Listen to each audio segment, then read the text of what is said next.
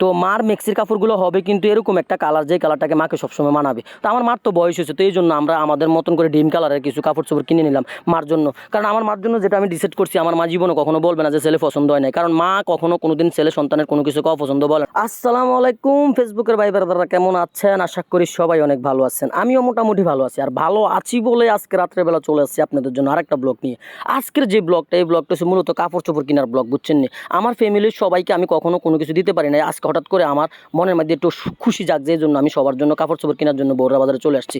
আপনারাই দেখতে থাকেন, আমি কিন্তু কাপড় পট্টির দিকে চলে যাচ্ছি। তো হঠাৎ করে আমার সামনে পড়ে গেছে আলী ভাই। আলী ভাই আমার সামনে পড়ছে, আলী ভাইয়ের সাথে একটু হাই হ্যালো ভালোবাসা দিয়া আমি যখন সামনের দিকে চলে যেতে তখন আমার এক বন্ধু আমার সামনে পড়ে গেছে। কারণ আমার বন্ধু পড়ার কারণ হচ্ছে আমার বন্ধু আমার ফলো রাখছে, হাতে করতেছে কি তার আমি দিতে চাইছি আজকে অনেক দিন তোর দেখি দেখি না।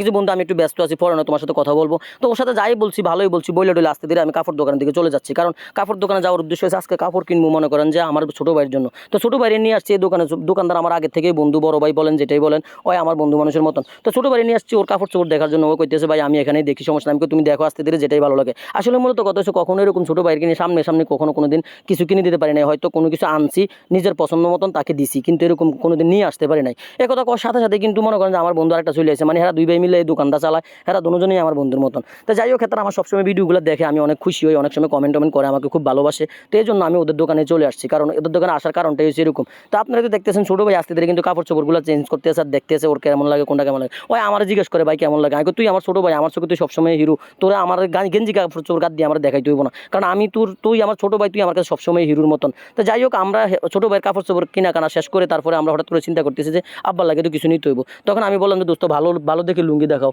আর বয়স্ক মানুষের লুঙ্গি দেখাও। একথা করার সাথে সাথে আমার বন্ধু কিন্তু আমার বয়স্ক মানুষের লুঙ্গিগুলোই বাইর করে দিচ্ছে। তো এর মাঝে এই লুঙ্গিটা আমি পছন্দ করে নিয়েছি, কারণ হচ্ছে এই লুঙ্গিটা আমার আব্বারে খুব ভালো মানাইবো। আসলে মূলত কথা হচ্ছে আমার আব্বুর বয়স কিন্তু কম, এটা আপনারা দেখছেন এর আগে মাছ ধরার ভিডিওতে আমি বলছিলাম, কিন্তু মানুষটা কিন্তু দেখতে কিন্তু এরকম না, মানুষটা দেখতে কিন্তু অনেক বয়স।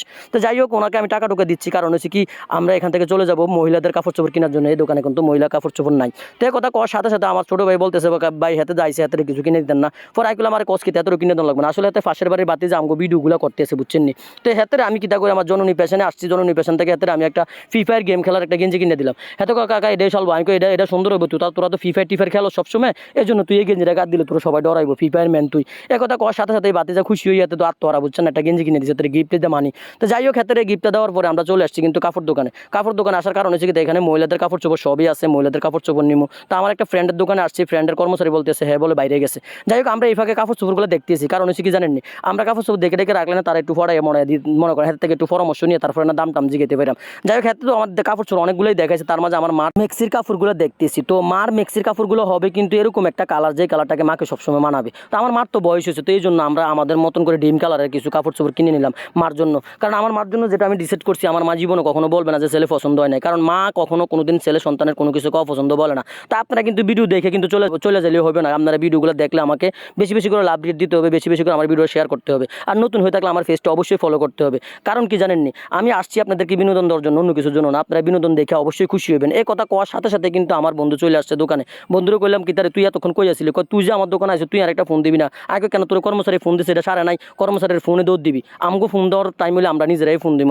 আসলে মূলত কথা হচ্ছে আমার বন্ধু মামনের ছোটো বোনের জামাই, তো সেই হিসাবে সেও আমার বন্ধু হয়, আনোয়ার আমার বন্ধুর মতনই। যাই হোক, আমি ওরা সবসময় মহিলাদের কাপড় চোপড় লাগলে ওর থেকে কিনি, ও খুব ভালো কাপড় চোপড় দেয়, কারণ কখনো আমাদের সাথে জুটজাট করে না।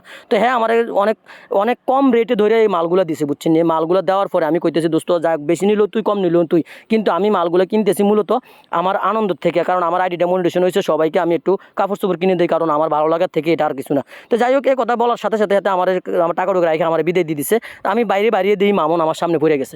মামুন আমার সামনে পড়ছে, আমি ক্রিকেটার তুই করতে গেছো? আমি তো বাজারে, দেখছেন নি হাতের বোনের জামাই কিন্তু এই আমার বন্ধু, বুঝছেন নি? তো মামুন আমার কইতেছে বালাই তো আসছ কেন? আমি কই বালাই আছি, দোয়া করি সবসময় আমি ভালো থাকার জন্য। আসলে মূলত কথা হচ্ছে মামুনের সাথে একসময় আমি ব্যবসা করছিলাম, এই জন্য পরিচিত, আমরা বন্ধুর মতন। যাই হোক, আমরা কিন্তু এখন মামুনের থেকে বিদায় টিদে নিয়ে চলে যাচ্ছি বাড়ির দিকে। আপনারা হয়তো বুঝতেছেন না যে আমি বাড়ির দিকে চলে যাচ্ছি। তো আপনার কাম হয়েছে কি জানেননি, আপনারা আমার পেজটা ফলো করে ভিডিও সবার সাথে শেয়ার করবেন, আর বেশি বেশি করে আমার জন্য দোয়া করবেন। আপনারা ভালো থাকবেন এবং কি সুস্থ থাকবেন। খোদা হাফেজ, খোদা হাফেজ, খোদা হাফেজ।